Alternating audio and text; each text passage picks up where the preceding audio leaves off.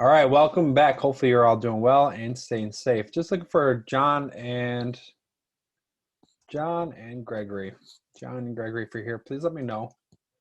May have made a mistake. No, it's my fault, Tristan. I apologize if I didn't mark you tardy today because obviously I had the wrong link on here initially. It was period 1-2. Then I edited it, changed it up, and then put it up here too, just because it was my fault on that one. So apologize about that mistake. All right, here we go. Let's check out the COVID update for today.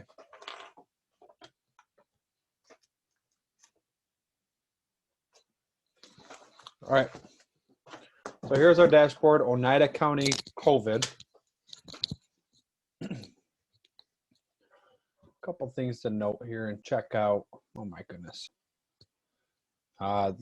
Last time I checked, period 3-4, there was 117. Now it just keeps adding up. There's 2 more cases of people in the hospital for COVID. So that number just keeps increasing by the hour. Hi, John. Welcome back.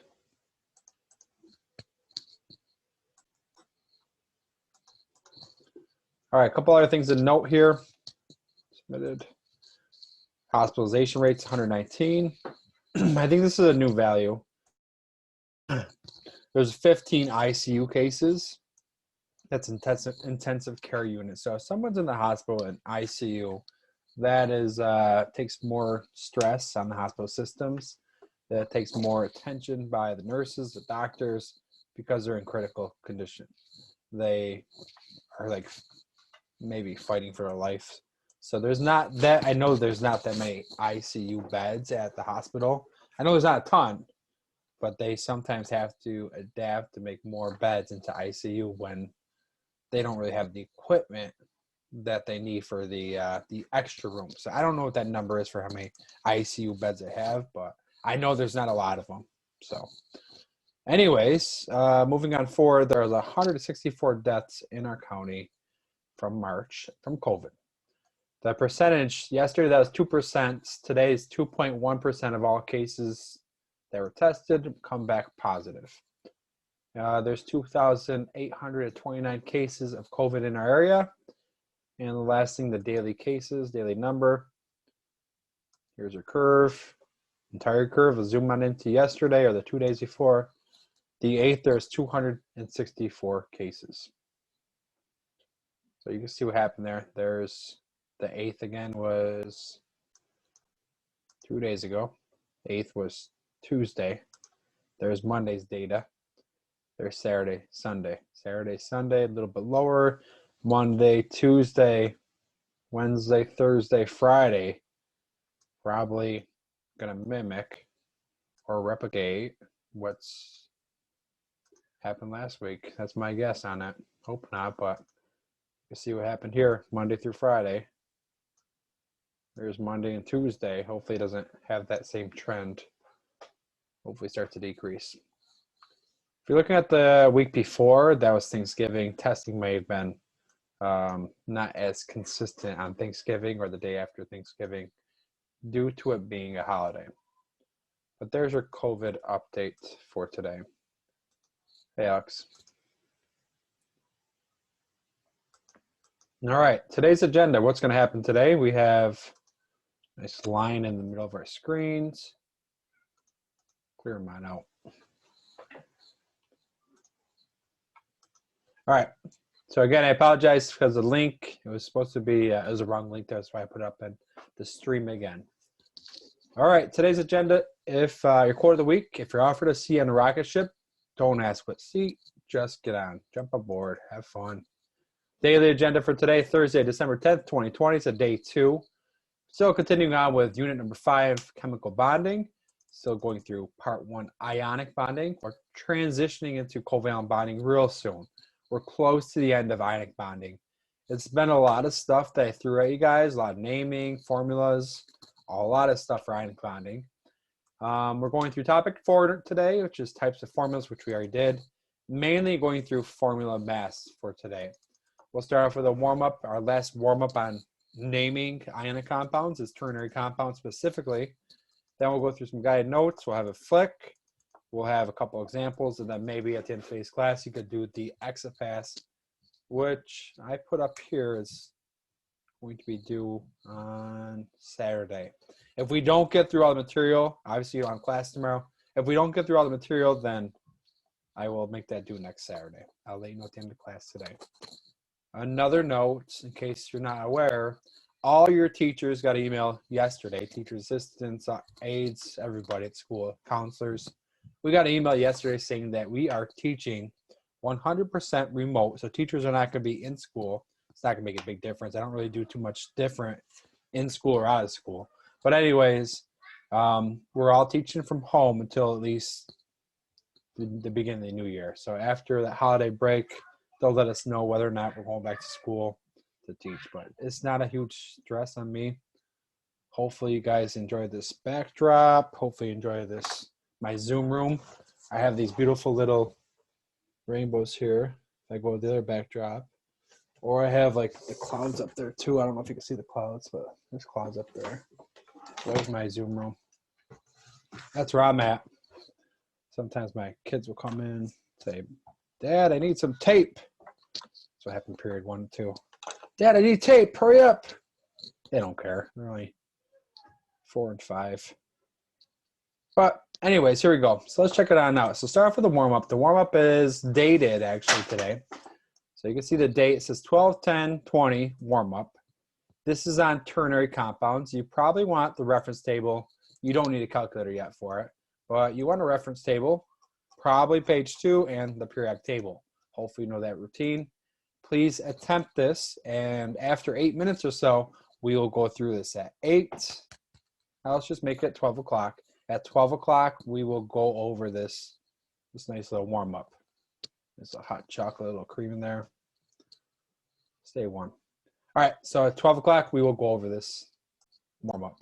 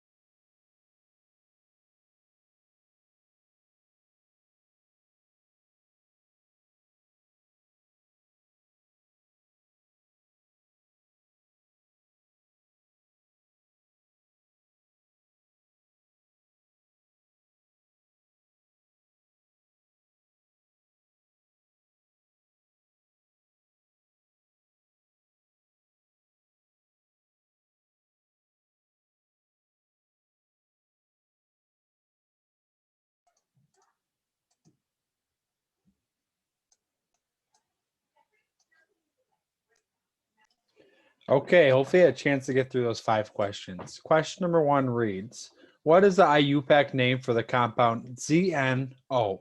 So first time we really seen IUPAC, all that means is International Union of Pure Applied Chemists.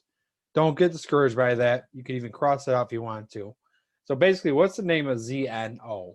Please put the answer in the chat privately. Once I get like 7 answers, then I'll go through it. Thanks, Zin. Thanks, Greg. Jordan, thank you. Nassim, good. Joe, good. Tristan, good. Faith, good.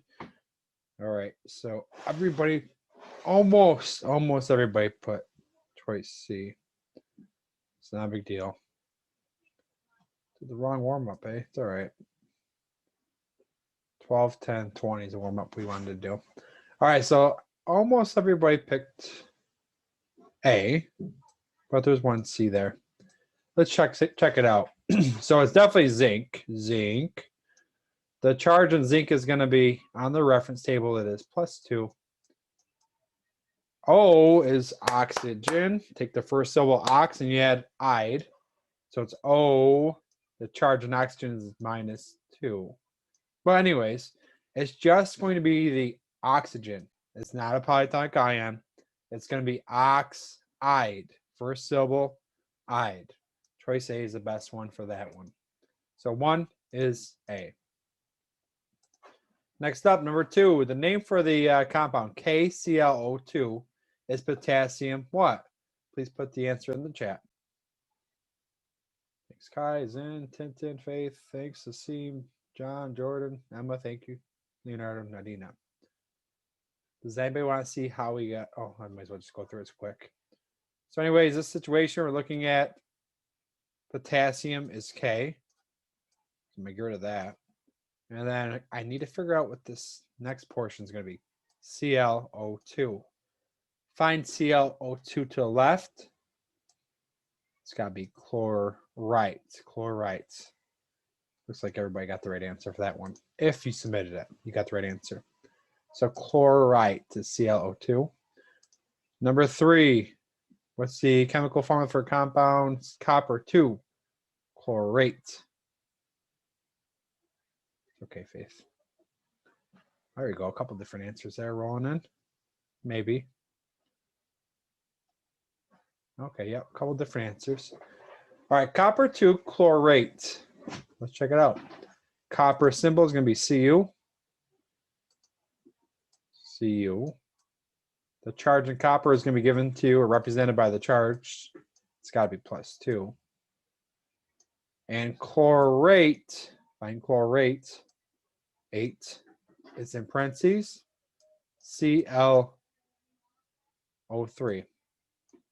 I don't know why chemists are difficult. I don't know why they don't put parentheses down here too to make it easier for you. But chlorate is ClO3, then a -1. Try to write a little neater. Looks sloppy. Next thing you have to do is you have to take the charges and crisscross those charges. It's going to crisscross there. That charge is going to crisscross outside the positive charge. The formula should be Cu1, open parentheses, ClO3. Not much clearer. So that's supposed to be a parentheses. ClO3, 2. So if you know ClO3 is going to be chlorate, you could get rid of 2 of them. You could get rid of A and B. There's no chlorate there. Once you have that, then you can realize if you crisscross those charges, choice D is the best answer. So D is the best answer for number 3. Mr. Brown, you Yes. said we don't have to hand in any of the warm-ups, right? Yeah, warm-ups you don't have to turn in yet unless I let you know it's a bell ringer, then you would have to, but I haven't done that yet. I'm starting to transition into that. So none of the warm-ups you gave us, we don't have to turn in yet? No, it's more of a review. So Okay.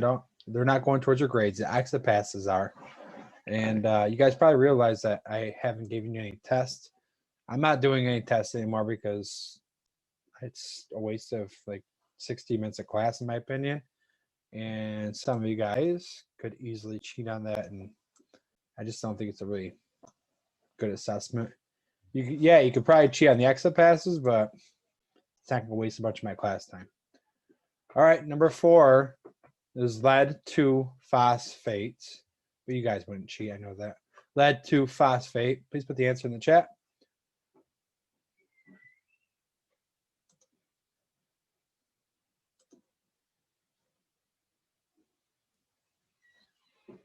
Cool. Everybody put C. Lead's definitely PB. The charge on lead is +2. Just knowing that alone, PB and +2. Let's just figure this phosphate is going to be phosphate. Phosphate is here. Extra little loop there. PO4. So in parentheses, PO4. It's all right. PO4 charge is going to be -3. So just knowing that right there, if you crisscross your charges, you're going to be able to get this answer. That 2 is going to carry on outside PO4. 3 carries inside the PB3. Choice C, solid answer. Nice job. Last question, here we go. Number 5. Which is a formula for sodium oxalate? Sodium oxalate. Please put in the chat. Thanks, Faith. Jordan, Mike, Zin, thank you. Thanks, Kai. Thanks, Frank. Kasim, nice. Sodium oxalate. So I'd find oxalate first. Let's switch it up. Let's find the oxalate. Oxalate. There it is. Oxalate. C2O4. There's no C2O4 there. Not the right answer. There's no C2O4 there. Not the right answer. I have a C2O4 there, but I don't have a C2O4 there. So that cannot be the right answer. This is like the toughest it's going to get for naming compounds. Seems like a lot of you guys have a good handle on doing this. So nice job. We're all done with naming binary and ternary compounds. So again, binary was just 2 elements. Ternary means more than 2 elements bonding together. Probably going to have a polyatomic ion in a ternary compound. All right, so that's a warm-up for today. Hopefully you guys are all stretched out and ready to roll for game time. All right, next up, please open up your guided notes. We're going to continue on where we left off, talking about a mole. So please open up your guided notes.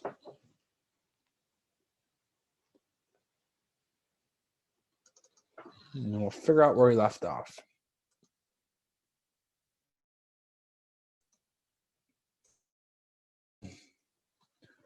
All right, so we already went through this the other day, so I'm not going to go through the whole spiel again. After like a day off or a weekend, I probably will start doing that a little bit more often. But you can review as well on your own. You don't need me to go through it every time in class. Take about 3 or 4 minutes of the review process. We talked about binary though. We talked about ternary. Talked about types of formulas. So this is where we left off last class. We talked about molecular formulas, empirical, and structural formulas. Molecular tells you the total number of atoms and how many atoms are bonding.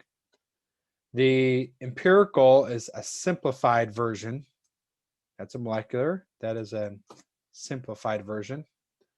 We talked about a structural form. It took us like 10 minutes to make this structure of C2H6, but we made it.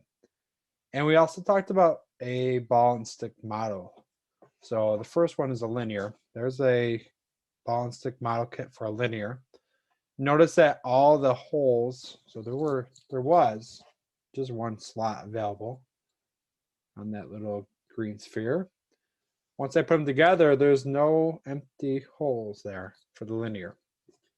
The bent one we talked about was water. Oxygen has 6 valence electrons. There's 2 empty holes there. So 6, 7, 8 would be the extra electrons it gain. After I put the H's on it, there's no empty slots available. So that would create a stable octet, and all three elements. That's a bent shape. Skipping over trigonal planar, trigonal pyramidal. This would be like NH3. Here's a ball and stick model for that. N has 5 valence electrons. 6, 7, 8. The 8 electrons would come from each one of those H's. So here's a trigonal pyramidal. The pyramidal is a little bit elevated. It's elevated. The planar would just look like a flat plane. So it's going to be just a flat sheet. This is not planar. This is pyramidal. If it was planar, it'd come out like right towards you. They'd be all in the same plane. The last one is a tetrahedral shape, similar to a pyramidal, but you also have one coming out towards the top. This would be like methane, CH4. Every hole is filled. You have a carbon in the middle. Carbon has 4 valence electrons. It needs 6, 7, 8 electrons. 4, 5, 6, 7, 8. I think I counted wrong, but hopefully that time was right. And we talked about that as well, tetrahedral. We also went through naming subscripts and number of moles, a mole. This is where we left off. We left off with a parentheses. If there are parentheses around the element, any subscript outside the parentheses is going to be multiplies all the elements inside the parentheses. So again, kind of went through this really quick. That subscript outside the parentheses gets transferred everything inside the parentheses. So that told us that there is 1 Ca, 1 mole of Ca. There's 2 moles of N. And then 2 times 3, you multiply those two values, that gives you 6 moles of oxygen. Before I forget about my moles, I'm going to play this flick on what a mole is, how big's a mole. Then we'll do some examples.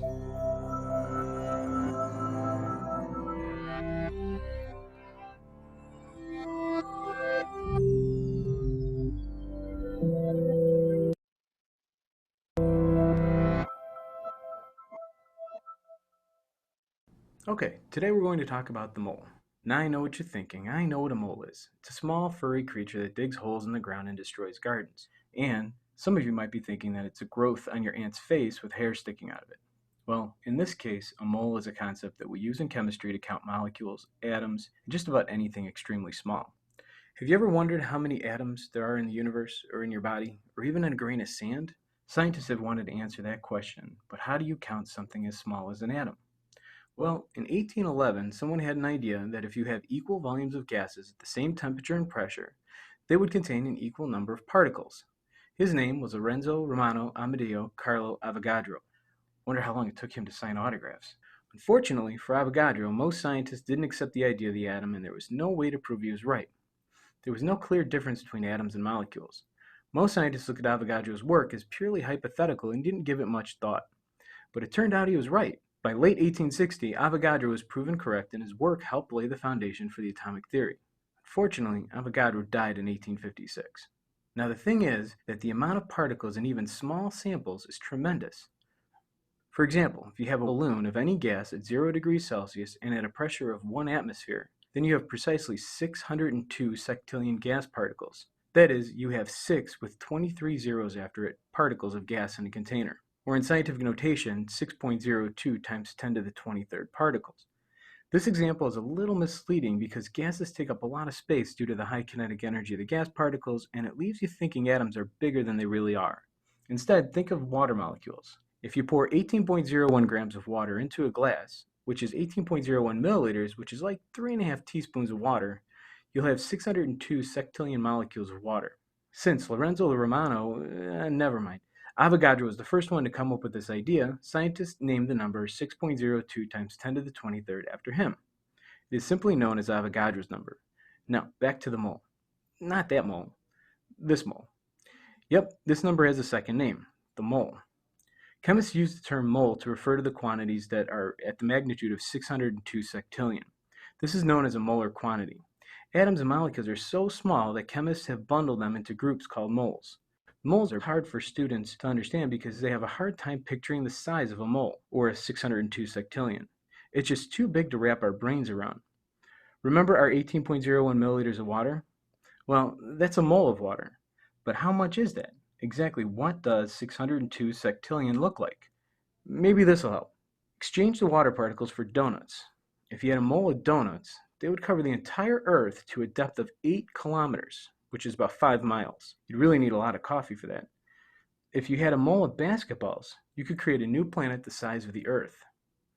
If you received a mole of pennies on the day you were born and spent $1 million a second until the day you died at the age of 100, you would still have more than 99.99% of your money in the bank. Okay, now we sort of have an idea how large the mole is. So how do we use it?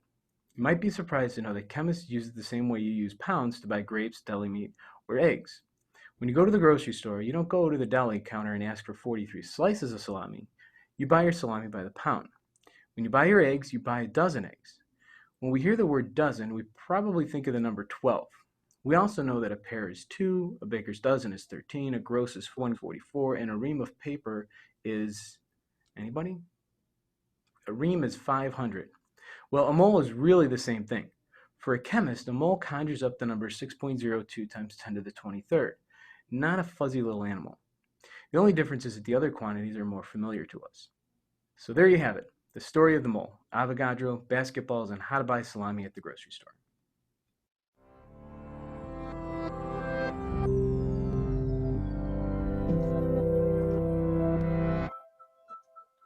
All right, so there's your mole flick for the day.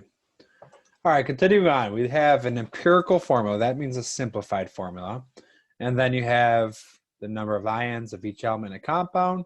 You have the number of moles of each element, and then the total number of moles in the compound. So what I'm going to do here first, I'm just going to highlight all this and just put my little highlighter. You can put the paint can in there. That's fine too if you wanted to. Maybe I'll paint it this time just to make them all yellow so you know where I'm going to type into. I'm going to bold it up and I'm going to center it too. So the first one says number of ions of each element in a compound. We have two elements here. We have Na. There is one ion of Na. And Cl, there's one of them. There's one Na, there's one Cl. The next one, number of moles of each element. So if I were to ask you, how many moles of Na are in NaCl? You would tell me there's only 1 mole of Na. If I ask you how many moles of Cl are in there, there's 1 mole of Cl. Total number of moles, there's 2 total moles. So 1 plus 1 gives you 2. Different question, which I'll get to later. If I asked you how many moles of the compound are represented, how many moles of NaCl are there? That's basically saying, what's that number out in front? It's called a coefficient out in front. That number, without anything there, is 1 mole of the compound. A compound is 2 or more elements in fixed proportions. If I ask about moles of the compound, there's 1. If I had a 4 out in front, which we will, if there's a 4, there's going to be 4 moles of that compound. But we'll get to that one a little bit later. Let's try another one. Just going in order for class and ask for some help here. Start at the end. Hey, Zen, good morning. Or is it not morning anymore? Never mind. Hi, Zen. Good afternoon. Are you around? Uh-huh. Hey. Nice to talk to you, Zen. How many CAs are present here? 1. How about CL? 2. 2. How many moles of Ca are there? Is it 1? That's 1 again. How about Cl? Is it 2? 2. So it's the same exact thing. Add them both together, there's 3. Thanks, Zen. Tell your pup I said hi. Wendy, next up. We have AlNO3, 3. How many Als are here? 2. Al. I think you're down one. Down one for too Oh, many. Al. sorry. It's I okay. was looking at the wrong one. That's all right. AL, there's one. How many N's? You have a tricky one. I see 1. So that 3 gets transferred to everything inside the Oh, parentheses. so it's 3. That one's going to be 3. That one's a tricky one. You got the first question like that. And how about O? Any idea? 9. 9. Good. You multiply those two values. There's 9 moles of O, or 9 oxygen. How many moles of Al are there? 1. 1. So all those numbers are going to be exactly the same. And we have 3. Oh, okay. Thank you very much for your help. And oxygen, you have 9. So obviously, if you add them all together, you can figure out there are 13 total moles. Try another one. Tristan, how are we doing?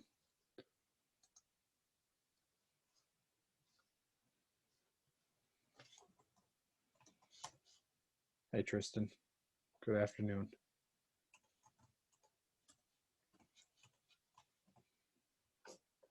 All right. Tintin. Next up, we have Al. How many Al's in this next compound? 2, 2. How about sulfur? How many do we have there? 3, 3. And oxygen? 12, 12. Perfect. Thank you. So what she did there, she just took those values and transferred them inside the parentheses.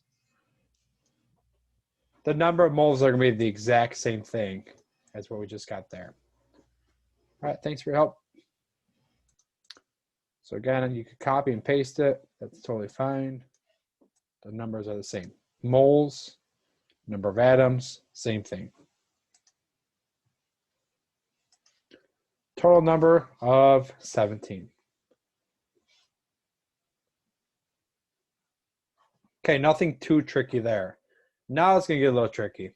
Now we're going to do something, add a coefficient in front of these. So when you add a coefficient, it tells you how many moles of the compound you're going to have. So all the ones that we just analyzed, there was like a 1 in front of them all. Now we're adding, these are called coefficients. You don't represent the 1 because the symbols tell you that there's 1 mole of the compound. Now we're going to see them where there's different numbers besides 1 in front of the compound. So a coefficient tells you how many moles of the compound you have. To find the total number of ions you have, multiply the number of the particular ion by the coefficient. If there's no coefficient written, then the coefficient is equal to 1. So we have two situations. We have that first column is all 1 for a coefficient. There's 1 mole of the compound. And then the second one, there's going to be a different number for the coefficient. So the first situation, we have K. There is 1K. Let me highlight or paint this again.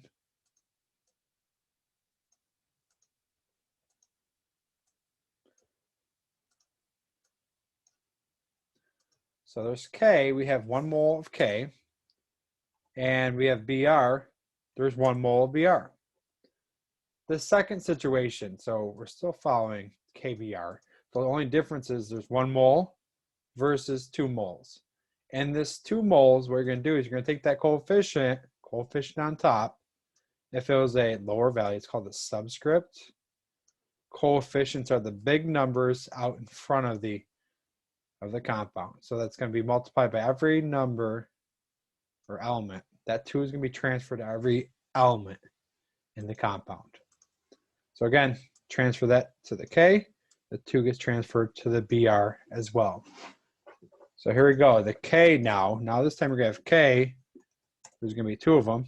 And Br, there's 2 as well. So try your best to understand this topic, the last 2 charts, because after this, you're going to have to use that to figure out the gram formula mass. All right, next up, Santino. Welcome to the Chem party. Now it's a party. Santino's here. How are you doing, All right. Santino? Good. How are you? Not too bad. How many mgs do we have in the first compound? I'm gonna say 1. How about F? 2. Oops. 2. Get a little excited there. Yep. So now let's analyze the second one. How many mg's in the second compound? 3. 3. mg's 3. And then 6. F, you got 6. Easy. Thank you. 6 F's. So all he did, he transferred that coefficient to everything in the compound. 3 mg's.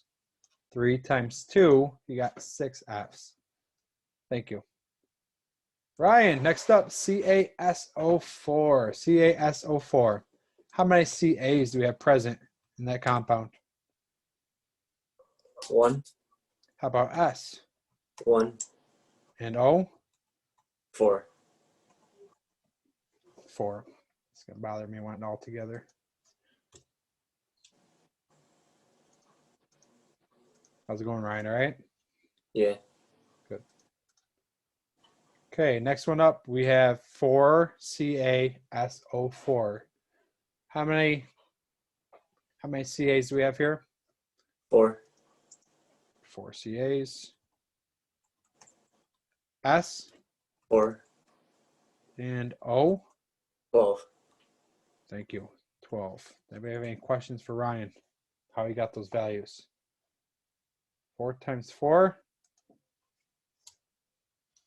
I messed that one up. 4 times 4 is 16. That's what we meant. Not 3 times 4. 4 times 4. Yes, just like distributing. So that's going to be 16. Made a mistake. 16. Distribute those charges. Distribute the coefficients.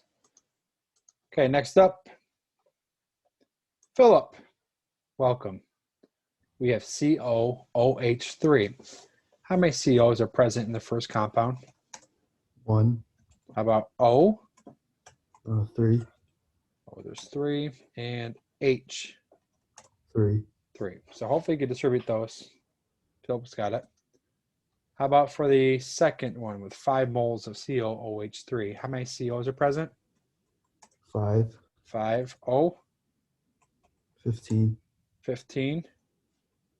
And H, how many? 15. 15. Awesome. Nice job with that. Thank you for your help. Do you have anything you want to say to your classmates? Is your open mic, you're up.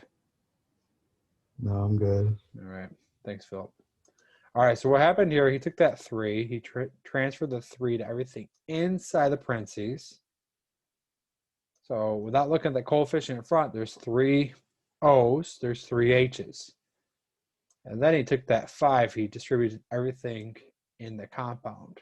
He got 5 COs. He got 5 times 3, it's 15 O's. And then he got 5 times 3, which is 15 H's. Hopefully you can see that little distribution, little lines I had there. Does anybody have any questions on that? If you cannot do this, you're not going to be able to do the next part. So it's critical you know how to do those calculations for number of moles.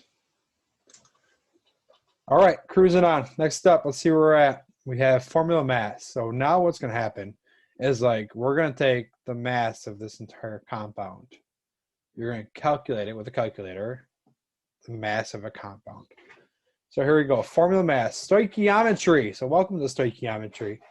Stoichiometry is a study of quantitative relationships that can be derived derived from chemical formulas and equations. So stoichiometry, all it is like the math behind chemistry. That's what makes up the fundamentals, the math of the moles calculations here. The gram atomic mass is a mass of 1 mole. Gram atomic mass. Mass of 1 mole of an element, which is equal to the atomic mass in grams. The periodic table, it's rounding to the nearest tenth for that value. We'll figure out gram atomic mass, we'll figure out gram formula mass, which is more common. the gram formula mass, the formula mass, the molar mass, they're all referring to the same thing. These are referring to the mass of one molecule, the mass of a compound, the mass of one molecule.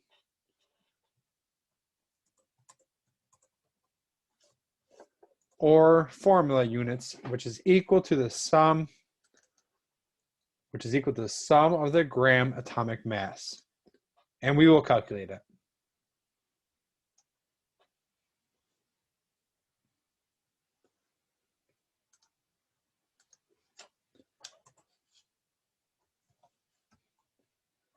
So the sum of the gram atomic mass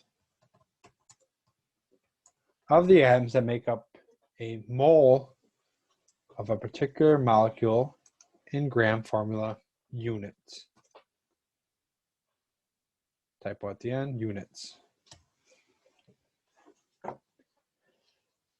All right, so this is going to be a fun portion for class. We're going to have to calculate this mass of KCl. You need a reference table, specifically the periodic table.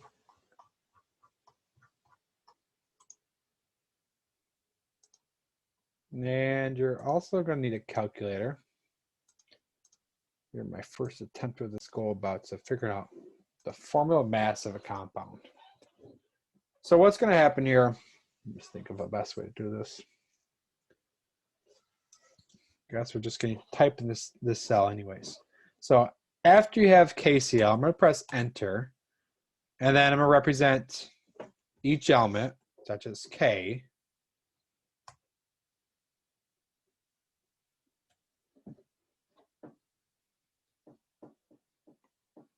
Before I do that, I'm just do a little key. So that my key is going to be, it's going to be the ion. And then it's going to be the number of moles, hashtag moles. And then it's going to be the atomic mass.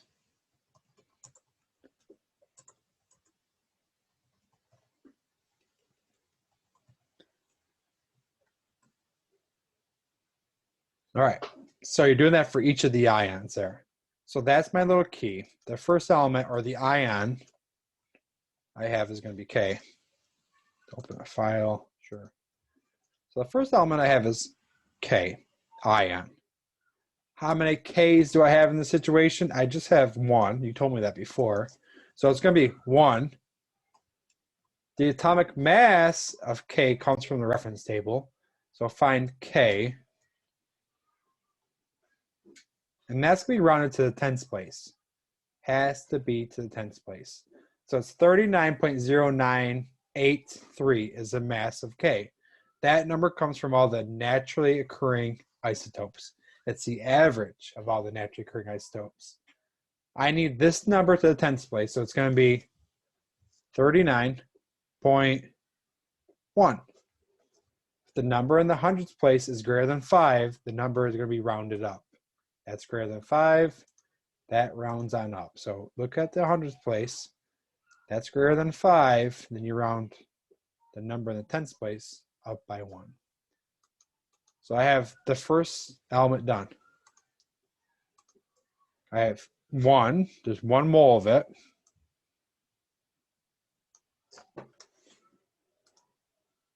Color code this a little bit. 1 mole. And then the mass is 39.1 AMU. Atomic mass units there.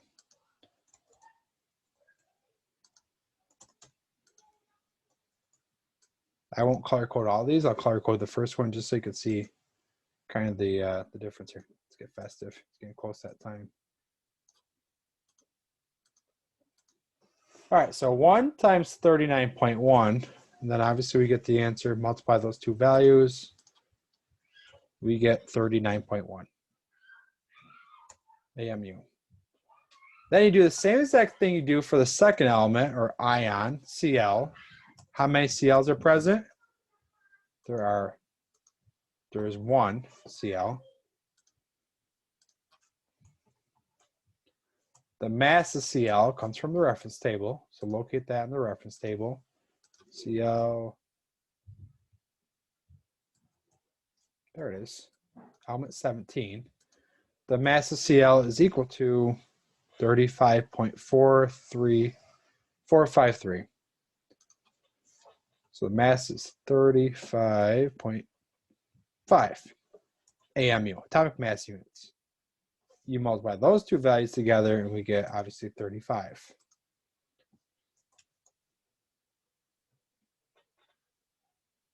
.5 AMU.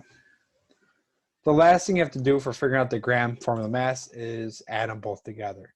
So once you have that, you're just going to add them both together, and we should get an answer. So what I'm going to do here is just go ahead and hit highlight and Control U to underline. Adding them both together. That's the best I could do with setting up that equation.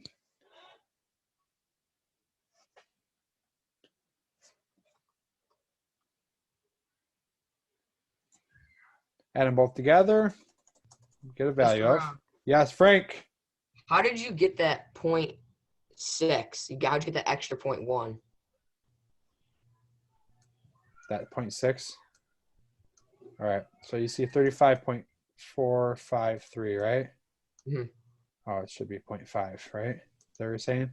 Yeah, I think you saw the 1 you added to the 6 to the 5. Yeah, it should You be wrote 0.5. it right on the green. You just didn't add it. No, thanks. It should be 0.5. Thanks for the heads up. So yeah, it should have been 35.5 because that's a 5 or greater. Rounds then up to the one before. Thanks for catching that. Anything else I made a mistake with? If it happens, let me know. Good catch. So last thing you have to do is add them both together, and that's going to be the gram formula mass. That one's a pretty easy situation. Add them both together, it's 74.6. 74.6. Units are AMU, or you could say 74.6 U. It's atomic mass units.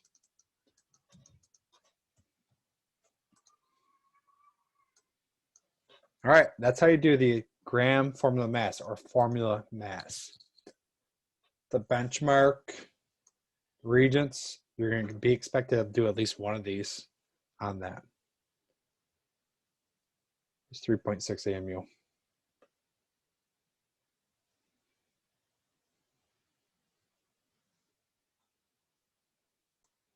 What, Joseph? 3.6 what?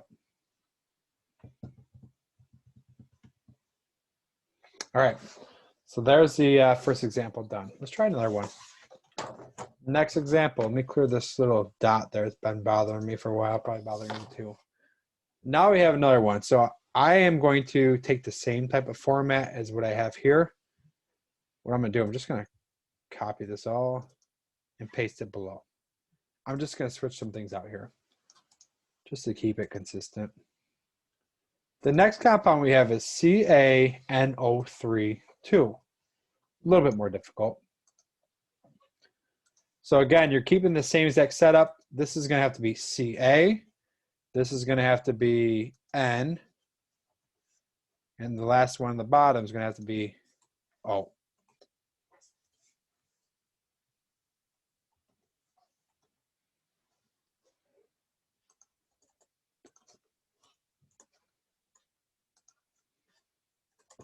So I'm just going to delete some of my values that I know are going to be different.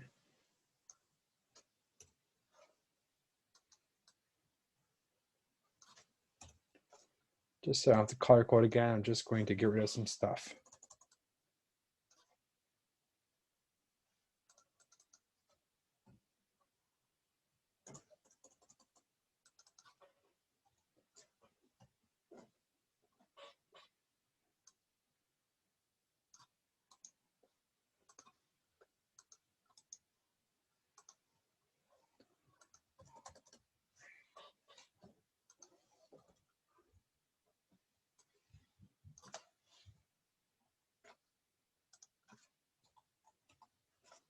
Okay, without even doing any math, the setup's going to look similar to this. You have the ions, you have the number of moles, you have the atomic mass of each element, And then you do that. You multiply them in each element. And then once you have all three of them, you add them together. It's going to be the same. Let's try it out. Night all. How are we doing today? Good. Good. Nidell, how many CAs are present in the compound above? One. One. There's one CA. What's the mass of CA? 40.1. 40.1. He knows he's got rounded on up. 40.1. So mass is 40.1 AMU. Obviously, multiply them together. 40.1 AMU. How many N's are present there? 2. There's 2. Again, that's distributed everything inside the parentheses. All right, there's definitely 2. Just wanted you to see that. Not you, but everybody else. What's the mass of N? 14. 14.0. That's a significant spot. 14.0. It's not going to make a difference for math, but it would for sig figs. 14.0. 2 times 14 equals 28. 28. Feel free to use a phone or a calculator. And oxygen, how many O's? 6. Mass? 16. 16. So 15.9999 rounds over to 16.0. There's my O. 15.999 rounds on up to 16.0. Nope, wrong spot. 16.0.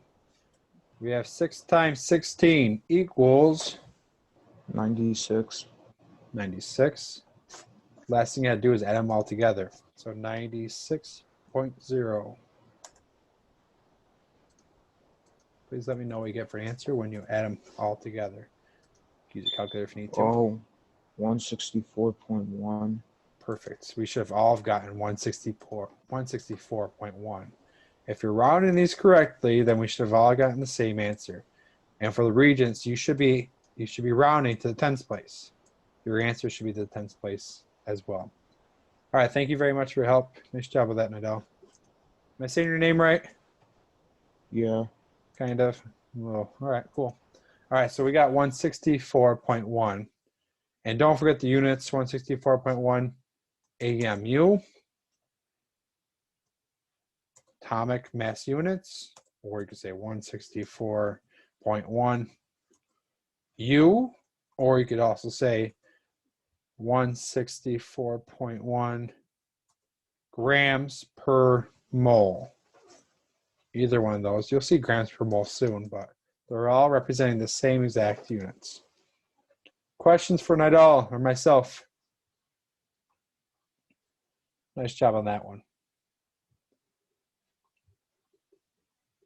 All right, next up, one more, gram atomic mass, formula mass.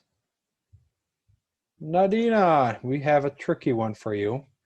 Before I do that, I'm just gonna copy this and paste it into my next chart, just so I have it all together. So I'm gonna copy, paste it. Now I'm gonna edit it a little bit. So before I give you the mic, I'm just gonna say CU's here. We definitely have a CL. And we also have an O. The numbers of moles, it might change.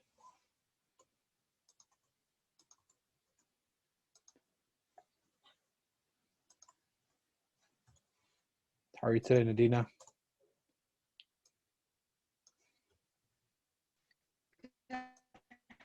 Good. I'm okay, but you sound like you're a robot a little bit. It's okay. Here you go. Maybe you might come in better. All right, so we're going through, we're going to be filling in all this data. Let me know when you're ready.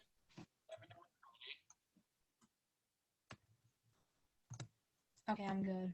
Oh, your voice is cleared up. It's better. All right, so we have these different ions here in this compound. We have Cu. How many Cus are present here?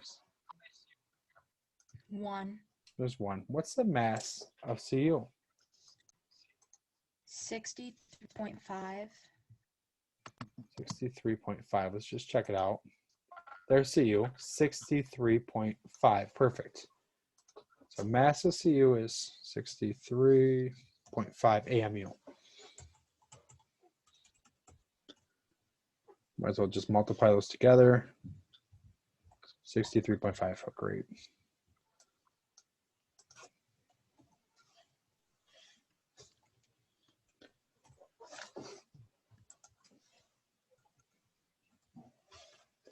Next up, we have Cl. How many Cl's are present here in this compound? 2. 2.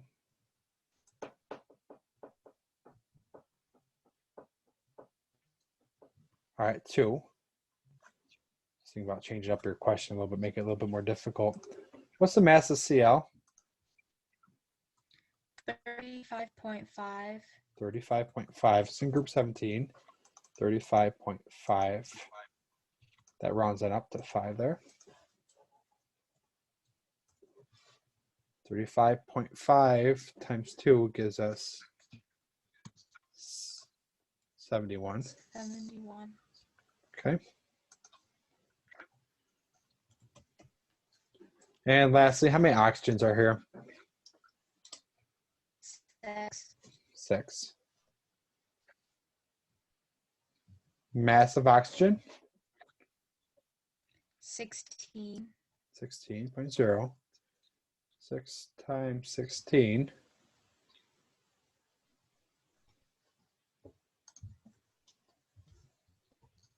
$96. Add all 3 together, and please let me know what you get for an answer. I got 230.5. Good. 230.5.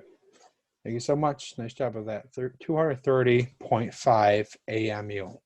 Or you can say 230.5 U, or 230.5 grams per mole. Either one of those 3 answers are right, are acceptable. All right, nice job with that. We do round the mass, like right here, we round the mass, Spellman.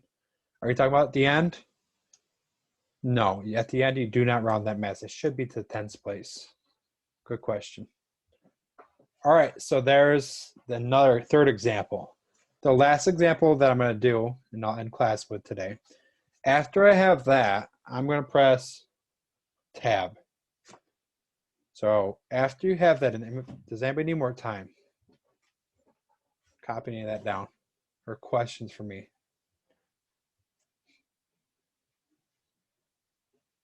All right, so after you have that last value in there, I'm going to press tab. I'm inside that cell. Press tab. And what I'm going to do, I'm going to take this entire compound that I have. Actually, I might as well just copy the whole thing. Because I lost my eye. Eye on. Got my eye on. Nothing. I'll just copy this whole thing. Let's copy that whole thing there. Control C. And I will paste it below in the cell. Control V. What's going to happen now, I'm going to put a coefficient of 4 out in front. So the main difference right now, I put a big 4 in front. Let's make it pop a little bit. There's a little yellow there. I added a coefficient of 4. All right, the last question I have here for today is one more gram form of mass. And Michael, you're the last one up for today. Last victim for chem class today. How you doing? I'm doing good. Good. So you have 4 moles of CuClO3. How many Cus are present here? Let me see. 4? 4. Mass, so Cu is the same, right? Yes. Mass isn't going to change. 4 times 63.5. That will change.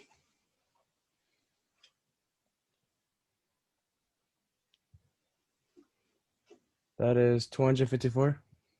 254.0. Yes. Yep. All right. Now we have CL. How many CLs? 2, but then when you add the 4, so it's 8. 8. So transferred around. If you had a piece of paper, it'd be a lot easier to really see this stuff. That 2 is going to the CL. That 4 is going to every atom in the compound. So 8 is correct. So we definitely have 8 CLs. Mass of CL? 284.0.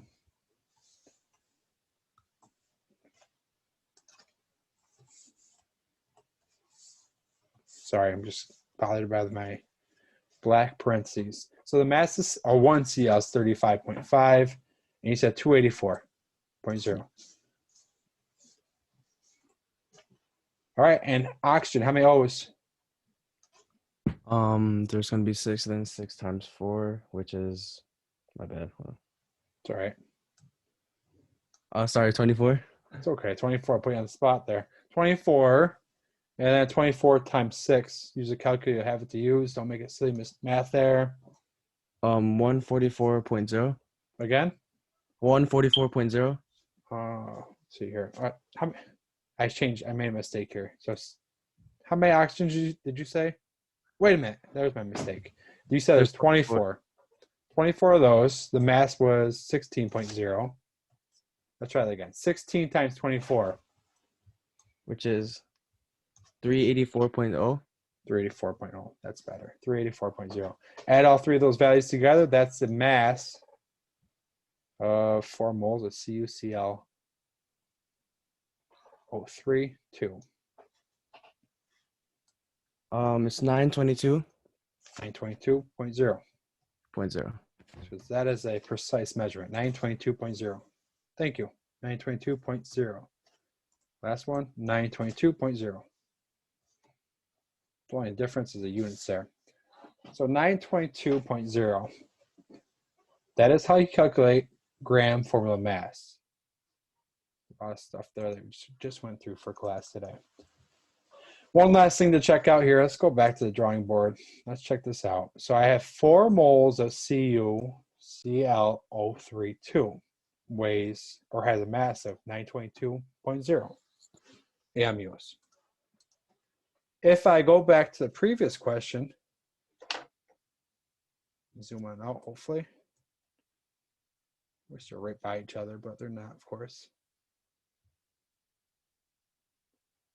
All right. So the previous question we have CuCl032. There's 1 mole of this compound. 1 mole of that compound is 230.5. If I have 4 moles of the compound, all I needed to do is just take 230.5 and multiply it by 4. So let's just check it out real quick, make sure it works out here. So 230.5 times 4. Yeah, 922, just like your classmate got. So you can see what happens there. There's 1 mole of that compound, is 230.5. But if you had 4 moles of that, it would be 922.0. All right, I'm going to stop class there today. There will be an exit pass just on gram formula mass. If it's not, if I added more additional questions beyond that, then I'll edit it. But you should be able to do this for the homework on Saturday. So this exit pass will be due on Saturday. That's it for class today. Have a great day. Have a great weekend. Enjoy the weather. It's going to be like 50 degrees on Sunday. So go outside, go for a walk, clear your mind a little bit. Stay safe, and see you later, guys. Have a good day. See you later.